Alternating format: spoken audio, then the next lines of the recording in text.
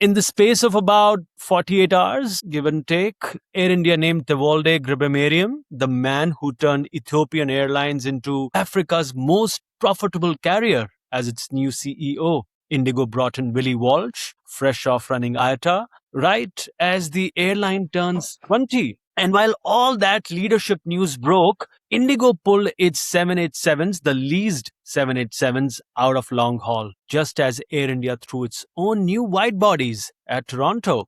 Two airlines, two new global heavyweight CEOs, two opposite long haul strategies. Willie Walsh, as we know, has taken the wheel at IndiGo. Just a couple of days back, Tewolde Gebremariam steps into Air India's CEO position very soon. Does bringing in global heavyweights signal that Indian aviation has outgrown local playbooks and must now fight on global terms? What do you guys think? I think, definitely. I don't think Indian aviation has ever been, well, I won't say ever, but has been local for the last 2 decades or so. We talk about how they've developed a sixth freedom.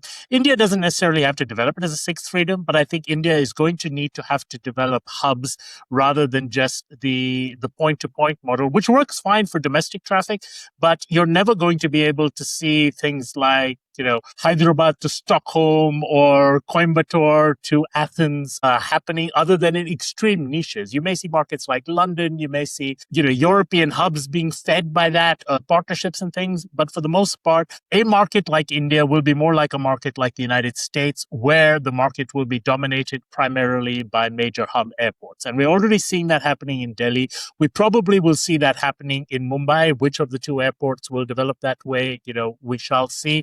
We're seeing that happening in Bengaluru. We're seeing that to a smaller extent in Hyderabad. So they've built themselves so large today that they have the ability to experiment, which I think is happening with Stretch. They have the ability to do some more experiments, which they tried with the wide body EMI operations, did not work. They are going back in October. So this is what a strong balance sheet gives, that it doesn't get you on the road directly, but gives you that buffer to try out. If it works, it does. And if there is a change in situation like we saw right now globally, it doesn't. And that is something which he will continue to have as a backup at IndiGo and give him that risk-taking ability. I think both sides are perfectly poised to win. The Indian market is not one where there's going to be just one winner and, everyone else is losers. I think we'll probably wind up seeing multiple winners. IndiGo, Air India, and probably a third player, whether that's Akasa or another entrant who comes into it. I think there is a niche. And I think actually,